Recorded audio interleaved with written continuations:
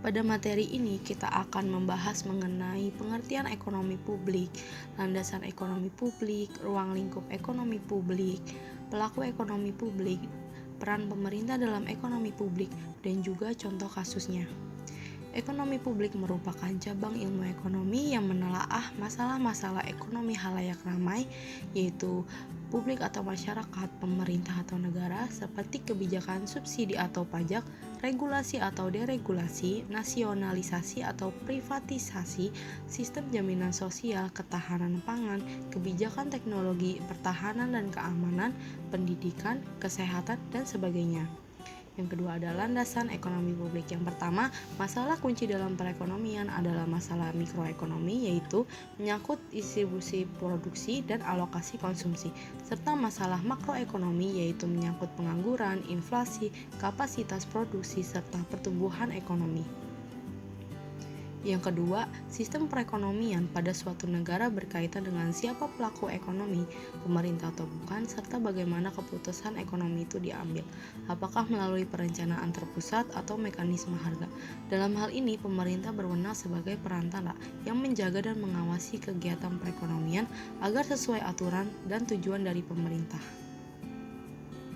Yang ketiga, berbagai pandangan mengenai pemeran pemerintah di dalam perekonomian yang kian konvergen atau cenderung saling mendekat satu sama lain.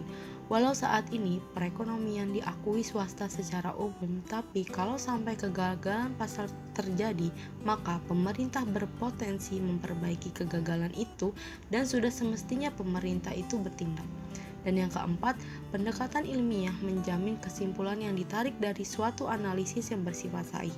Sedangkan kita tahu bahwa analisis sektor publik terdiri dari 4 tahap, yakni deskripsi kegiatan pemerintah dalam perekonomian, telaahan konsekuensi dari penerapan kebijakan tersebut, tinjauan atas kriteria keberhasilan keputusan publik, dan evaluasi atas proses politik yang mengarah pada pengambilan keputusan tentang kebijakan publik.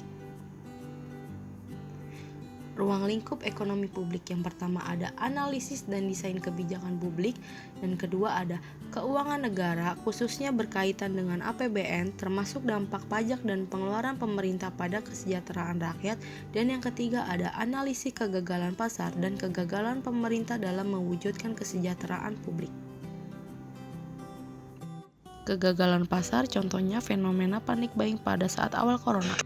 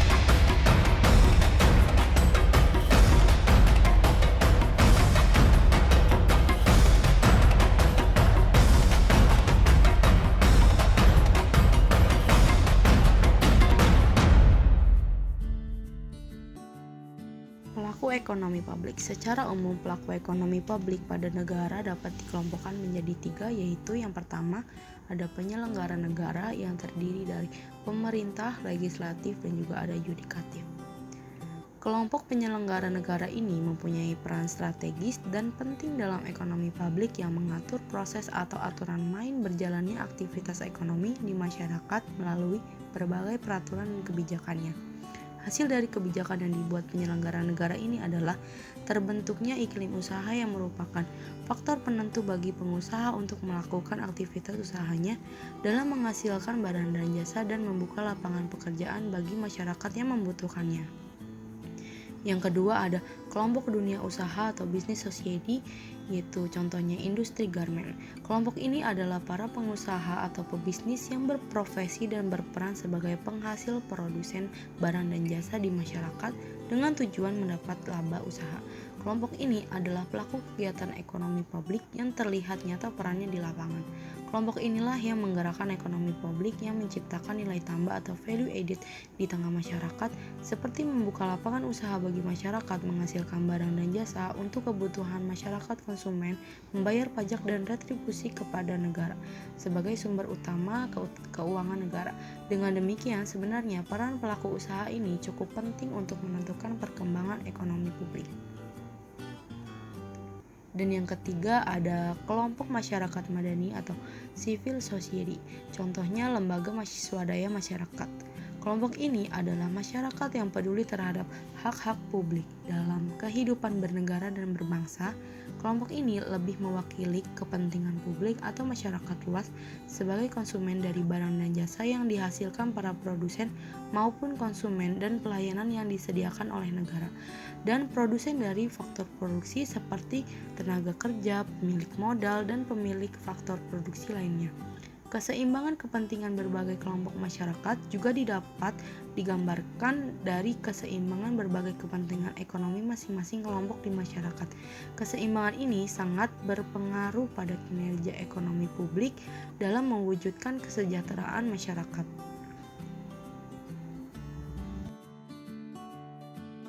Peran pemerintah dalam ekonomi publik, yang pertama ada fungsi alokasi pemerintah, contohnya adalah anggaran pembangunan proyek, yaitu pembangunan jembatan untuk mengatasi kemacetan.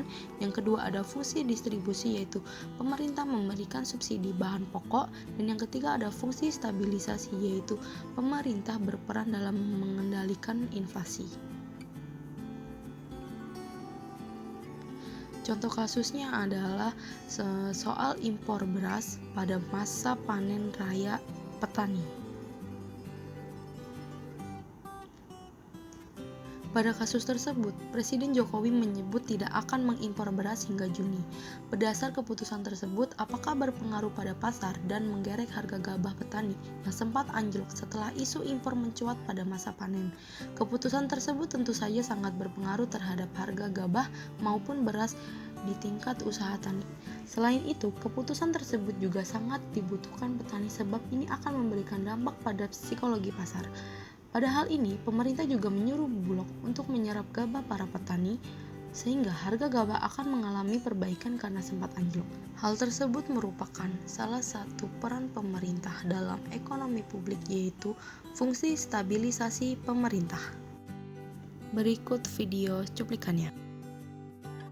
Pak, tentang kepastian pemerintah untuk impor beras di tahun ini, Pak, bagaimana? Saya pastikan bahwa sampai bulan Juni 2021 tidak ada beras impor yang masuk ke negara kita Indonesia. Kita tahu sudah hampir 3 tahun ini kita tidak mengimpor beras.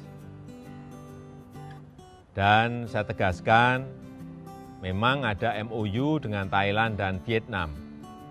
Itu hanya untuk berjaga-jaga, mengingat situasi pandemi yang penuh dengan ketidakpastian. Saya tegaskan sekali lagi, berasnya belum masuk. Saya pastikan beras petani akan diserap oleh Bulog dan saya akan segera memerintahkan Menteri Keuangan agar membantu terkait anggarannya. Saya tahu kita memasuki masa panen dan harga beras di tingkat petani belum sesuai yang diharapkan. Oleh sebab itu, saya minta segera hentikan perdebatan yang berkaitan dengan impor beras. Ini justru bisa membuat harga jual gabah di tingkat petani turun atau anjlok.